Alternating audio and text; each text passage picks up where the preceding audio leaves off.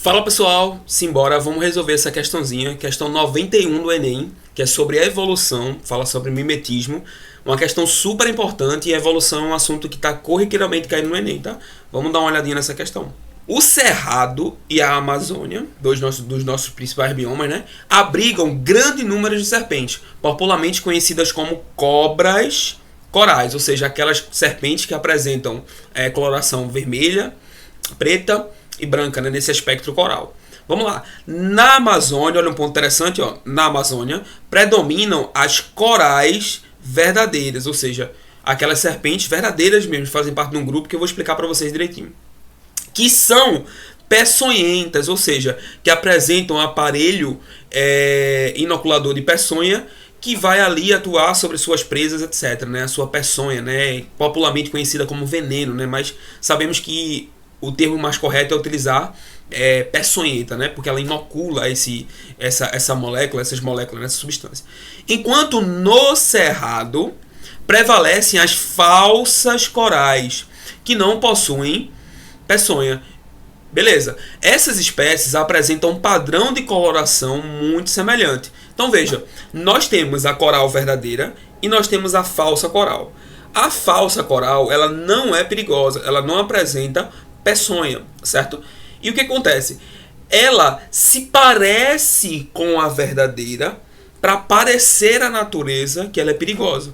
Isso nós chamamos de mimetismo, quando uma espécie se parece com a outra para parecer para a natureza, para o meio ambiente, que ela tem algum perigo. Porém, na verdade, ela não apresenta esse perigo em relação à peçonha, né? Mas vamos lá.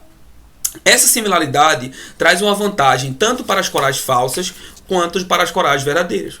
Nas fotografias são apresentados exemplos dessas serpentes. Então nós temos aqui, ó, uma coral verdadeira e uma falsa coral. A coral verdadeira é do gênero Micrurus, né?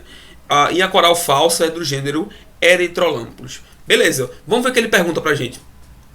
Qual é a vantagem dessa similaridade das falsas corais? Então, qual é a vantagem que a falsa coral adquire quando ela apresenta esse mimetismo, quando ela apresenta essa característica de se parecer com outra?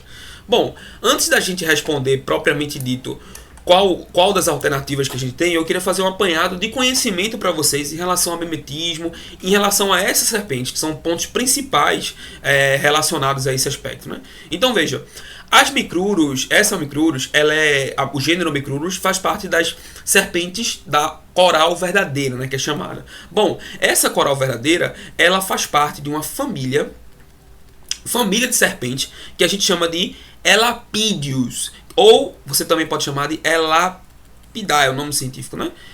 Então, essa família dos elapídeos tem muitas serpentes conhecidas, por exemplo, como as mambas, né? A famosa mamba negra.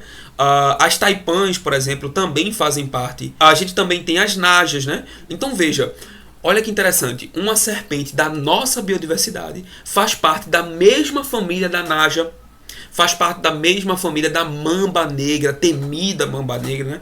Então vê que interessante. Um ponto interessante também, que é comum entre essa família, é que ela apresenta uma peçonha neurotóxica. O que isso quer dizer, Fernando? Isso quer dizer que quando ela aplica a sua peçonha na presa, essa peçonha ela tem diversas atuações. Então ela vai bloquear canais de sódio, ela vai impedir liberações de neurotransmissores, e tudo isso como consequência a gente vai ter ali paralisia muscular e paralisia respiratória, fazendo assim com que a presa venha a óbito, né? Ela venha a morrer, e aí ela preda, né? Então veja, é uma peçonha neurotóxica super forte, né? Por isso que a mamba negra também é tão temida, né, nesse quesito. Bom, outro ponto interessante que a gente pode comentar aqui, eu vou até trocar de cor para ficar interessante, é que essa serpente apresenta uma característica que nós chamamos de aposimatismo. E o que seria aposimatismo, Fernando? Aposimatismo é quando ela apresenta cores vivas na natureza que demonstram a sua periculosidade, ou seja, que demonstram que ela é perigosa. Por exemplo, na natureza a gente tem cores verdes, amarronzadas, tons de marrons, né, folhas secas. Aí você vê passando uma serpente vermelhona, uma serpente super laranja com a cor viva. Qual é o intuito dessa serpente? Se na natureza você está sempre ali, ou é preso ou é predador, ou é preso ou é predador, por que eu quero me mostrar tanto para ela? Porque ela diz assim, ó, pode vir, bebê, pode vir que aqui o fight tá certo. Por quê? Porque ela é dona de si, ela é perigosa, ela é poderosa. Então ela apresenta a coloração que ela quer, cores vivas, cores fortes, padrões diferentes da natureza, porque ela sabe que ela é perigosa e não tem medo de ninguém. Então essas serpentes apresentam esse aposimatismo. São cores vivas, cores vibrantes, padrões de coloração que normalmente não são encontrados na natureza para mostrar perigo. Beleza? Bom, então, só para encaminhar esse aspecto, né, essas corais verdadeiras a gente encontra onde? A questão mesmo disso, né, principalmente na região norte, centro-oeste, principalmente no nosso bioma que é a Amazônia. Certo, gente? Então a gente encontra essas serpentes principalmente na Amazônia. Mas aí, zonas de transição entre o Cerrado e Mata Atlântica também são encontradas, mas principalmente na Amazônia. Tá? Bom, essas outras serpentes aqui são as falsas corais, que fazem parte de uma família de serpentes que são chamadas de Colubidae. Então, essa é a maior família, uma das maiores famílias de serpentes que nós temos. Existem várias serpentes dentro dessa família, né? Então, é um conjunto de serpentes nesse aspecto. Um ponto interessante é que elas não possuem peçonha, né? Eu não vou escrever peçonha todo, vou botar só assim. Então elas não possuem peçonha nesse quesito. E um ponto interessante, trocando de cor aqui também, ó, elas apresentam um aspecto que é chamado de mimetismo. O que danado é mimetismo, professor? Mimetismo é quando quando um ser vivo, não só serpente, eles imitam outro ser vivo para parecer aquele outro ser vivo e espantar possíveis predadores. Por exemplo, a coral verdadeira é perigosa. A coral falsa, ela não é tão perigosa porque não tem peçonha, né? Ela não apresenta peçonha. Mas o que ela fez evolutivamente? Ela se pareceu em padrões de cores com a verdadeira para parecer que é perigosa. Então a verdadeira é perigosa, ela se parece com alguém perigoso para ali o predador quando olhar e faz, meu irmão, eu não sei. Essa daí tem um padrão de coloração da coral verdadeira. Vou nada, tu é doido, a coral verdadeira é perigosa que só. E aí ela se safa de predadores. Então qual é o intuito principal de ter essa coloração semelhante, por exemplo, no caso das corais? É você ali evitar que predadores cheguem, né, até você e consigam ali predá-la, né? Então é um fator de defesa, se a gente pode dizer assim. Bom, um ponto para finalizar interessante é que a gente encontra basicamente o gênero Electrolampus e a família Columbidae basicamente em todo o país, né? Então a gente encontra, por exemplo, no Cerrado. A gente vai encontrar, por exemplo, na minha Caatinga, né, que é aqui no Nordeste, sou nordestino.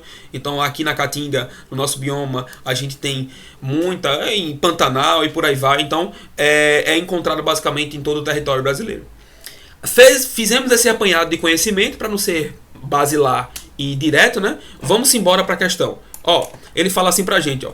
Qual é a vantagem dessa similaridade? A gente acabou já falando, né? A vantagem é se defender contra predadores. E é realmente isso que diz aqui na letra D, ó. Reduz a possibilidade de sofrer predação. Então, essa seria a nossa alternativa. Mas vamos ver porque as outras estão falsas?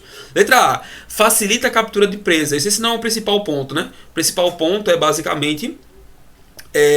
como é que se diz? É basicamente você evitar...